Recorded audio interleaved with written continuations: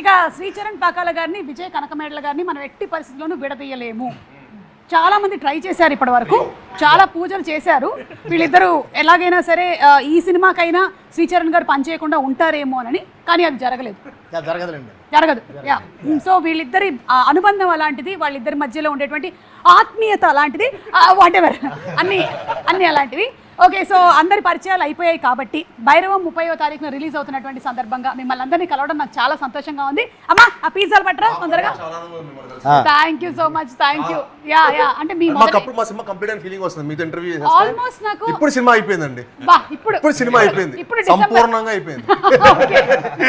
Almost నాకు తెలిసి అందరి ఇనిషియల్ ఫిల్మ్స్ హోస్టింగ్ నేనే చేశాను నేను అనుకుంటున్నాను. ఆయనదైతే ఆయన చేసేటువంటి అవకాశం లేదు, ఎందుకంటే ఆయన ఫస్ట్ సినిమా రిలీజ్ అయినప్పుడు నేను స్కూల్లో ఉన్నాను శ్రీచరణ్ గారిది. అందుకని I don't think there is a chance.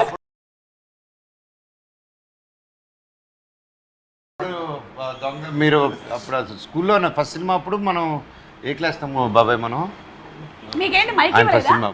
ఇచ్చారా? చిన్నప్పటి నుంచి తెలుసు. ఓకే, అంటే మీరిద్దరు చిన్నప్పుడు గోలీ అంటే కాదండి, డాడీ ఆల్మోస్ట్ మోహన్ బాబు గారిని గురువుగా భావిస్తుంటారు. సో చిన్నప్పటి నుంచి అన్నని చూడటం.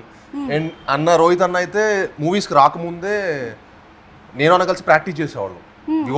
మేము ఇద్దరు కలిసి డాన్స్ ప్రాక్టీస్ చేసేవాళ్ళు. డాన్స్ ప్రాక్టీస్ అన్న. శ్రీచరణ్ పాకాల గారు చెప్పండి, ఈ సినిమాకి మీరు how different did you compose the music? Ugram మాకు గుర్తుంది, మీరు చాలా ఆర్కెస్ట్రైజేషన్తో ఫైనల్ క్లైమాక్స్ సీక్వెన్స్ అంతా కూడా చాలా కష్టపడి చేశారు. సో దీనికి what kind of effort did you put? First effort పెట్టింది మార్నింగ్ పని చేయడం మొదలు పెట్టాను ఈ సినిమాకి. రాత్రిపూట పని చేయడం లేదు, కూడా నాన్న చూస్తున్నాడు. లేదా మాకు మిగతా సినిమా వర్క్స్ కూడా ఉంటాయి కదా. సో ఇంచుమించు